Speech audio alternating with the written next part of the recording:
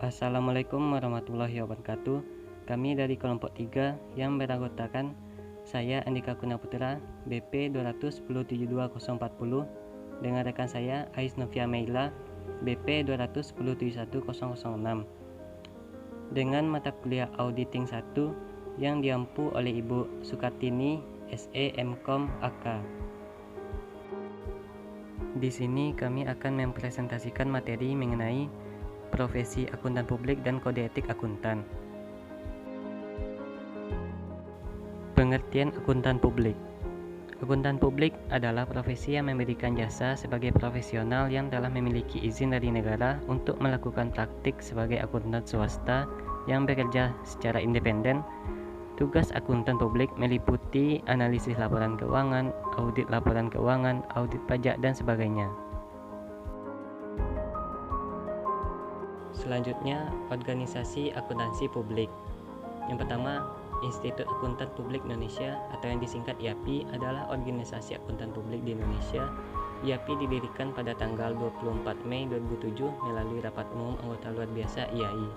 Bertujuan untuk mewujudkan akuntan publik yang berintegritas, berkualitas, dan berkompetensi berstandar internasional, melindungi kepentingan publik dan akuntan publik, serta mendorong terwujudnya good governance di Indonesia. Yang kedua, Ikatan Akuntan Indonesia, yang biasa disebut IAI, adalah organisasi profesi yang menaungi seluruh akuntan Indonesia. IAI didirikan pada tanggal 23 Desember 1957 dengan dua tujuan, yaitu pertama, membimbing perkembangan akuntansi serta mempertinggi mutu pendidikan akuntan, dan mempertinggi mutu pekerjaan akuntan. Yang ketiga, Pusat Pembinaan Profesi Keuangan atau P2PK, mempunyai tugas mengordinasikan dan melaksanakan penyiapan rumusan kebijakan, pembinaan, pengembangan, dan pengawasan dan pelayanan informasi atas profesi keuangan, yaitu akuntan, akuntan publik, teknisi akuntansi, penilai publik, aktuaris, dan profesi keuangan lainnya.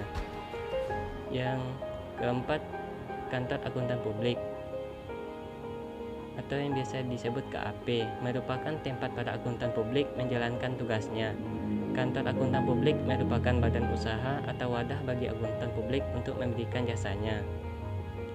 Selanjutnya, Kantor Jasa Akuntan atau KJA adalah suatu badan atau perorangan wajib memiliki atau mendapatkan izin dari Menteri Keuangan sebagai seorang akuntan untuk memberikan jasa akuntansi atau pembukuan, jasa kompilasi laporan keuangan, jasa manajemen, akuntansi manajemen, konsultasi manajemen, jasa perpajakan, jasa prosedur yang disepakati.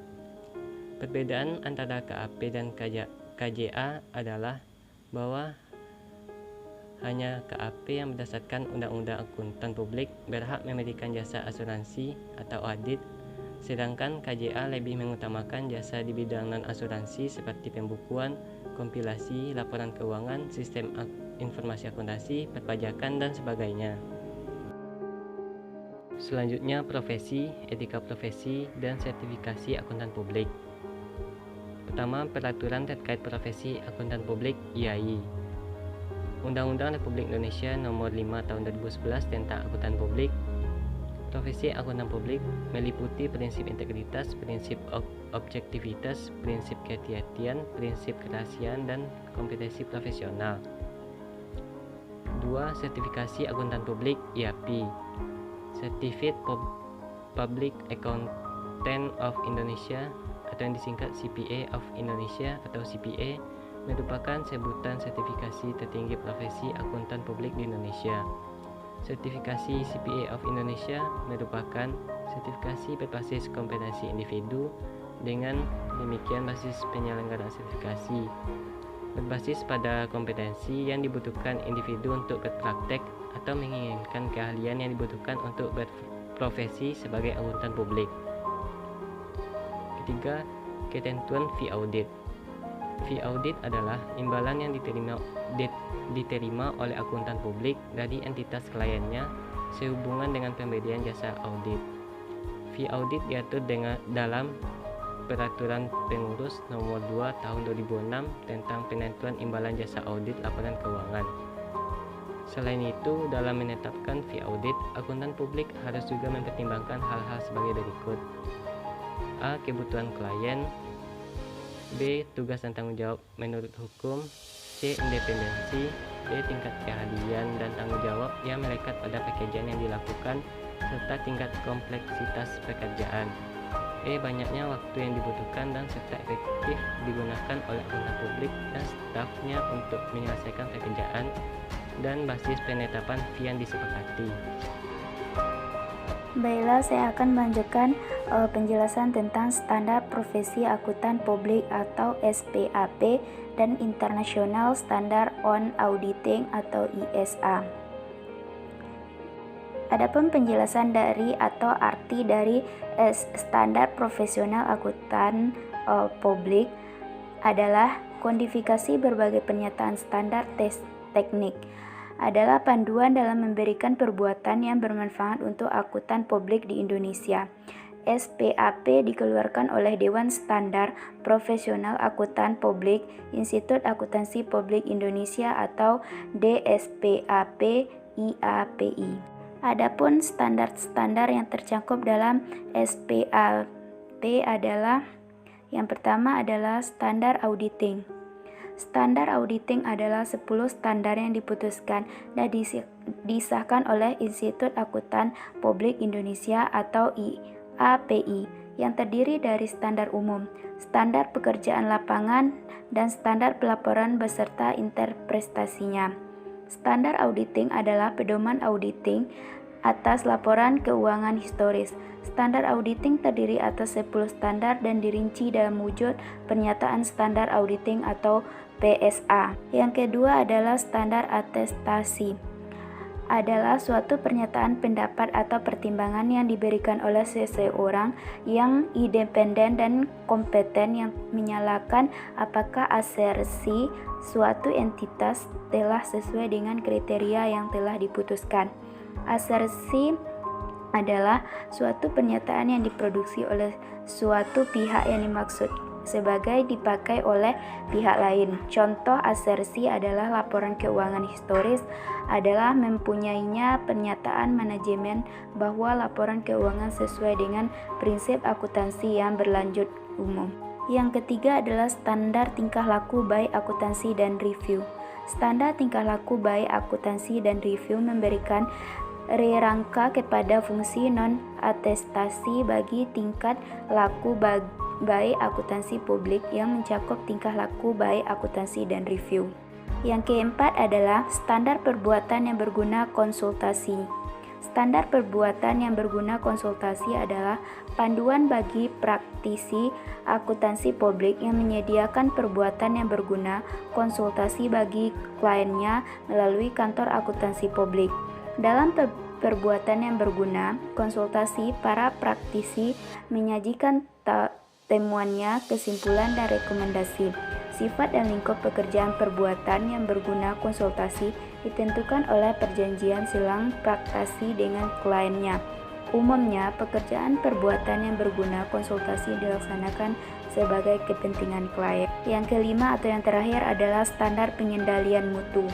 Standar pengendalian mutu kantor akuntansi publik atau KAP memberikan paduan untuk kantor akuntansi publik di dalam melaksanakan pengendalian mutu afal baik yang dihasilkan oleh kantornya dengan mematuhi berbagai standar yang diterbitkan oleh Dewan Standar Profesional Akuntansi Publik, Institut Akuntansi Publik Indonesia atau DSPAP IAPI, dan aturan etika kompeten akuntansi publik yang diterbitkan oleh IAPI. Selanjutnya adalah standar audit. Standar audit dibagi menjadi 3. Yang pertama adalah standar umum. Standar umum yang termasuk adalah yang pertama, audit harus dilaksanakan oleh seorang atau lebih yang memiliki keahlian dan pelatihan teknis yang cukup sebagai auditor. Yang kedua adalah dalam sebuah hal yang berhubungan dengan perikatan independensi dalam sikap mental harus dipertahankan oleh auditor. Yang ketiga adalah dalam pelaksanaan audit dan penyesuaian laporannya, auditor wajib menggunakan kemahiran profesionalnya dengan cermat dan seksama. Yang kedua adalah standar pekerjaan lapangan. Yang termasuk ke dalam standar pekerjaan lapangan, yang pertama, pekerjaan harus direncanakan sebaik-baiknya dan jika digunakan, asisten harus disupervisi dengan semestinya.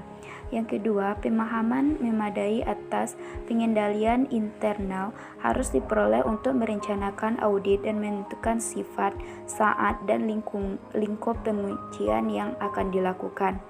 Yang ketiga atau yang terakhir adalah bukti audit kompeten yang cukup harus diperlukan melalui inspeksi, pengamatan, permintaan keterangan, dan konfirmasi sebagai dasar memadai untuk menyatakan pendapat atau laporan keuangan yang diaudit. Yang ketiga adalah standar pelaporan. Yang termasuk ke dalam standar pelaporan ada 4. Yang pertama, laporan auditor harus menyatakan apakah laporan keuangan telah disusun sesuai dengan prinsip akuntansi yang berlaku umum di Indonesia. Yang kedua, laporan auditor harus menunjukkan atau menyatakan jika ada ketidakkonsistenan penerapan prinsip akuntansi dan penyusunan laporan keuangan periode berlanjut dibandingkan dengan penerapan prinsip akuntansi tersebut dalam periode sebelumnya. Yang ketiga, pengungkapan informatif dalam laporan keuangan harus dipandang memadai kecuali yang dinyatakan lain dalam laporan auditor. Yang keempat, laporan auditor harus membuat suatu pernyataan pendapat mengenai laporan keuangan secara keseluruhan atau sesuai asersi bahwa pernyataan demikian tidak dapat diberikan. Jika pendapat secara keseluruhan tidak dapat diberikan, maka alasannya harus dinyatakan. Dalam hal nama auditor dikaitkan dengan laporan keuangan, maka laporan auditor harus membuat petunjuk yang jelas mengenai sifat pekerjaan audit yang dilaksanakan jika ada dan tingkah tanggung jawab yang dipikul oleh auditor.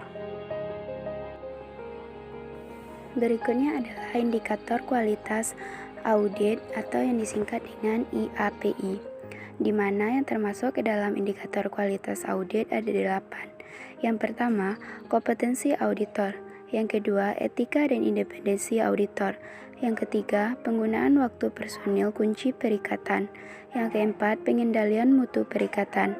Yang kelima, hasil review mutu atau inspeksi pihak eksternal dan internal. Yang keenam, rentang kendali perikatan. Yang ketujuh, organisasi dan tata kelola KAP, dan yang terakhir adalah kebijakan imbalan jasa. Sekian dari kami. Assalamualaikum warahmatullahi wabarakatuh.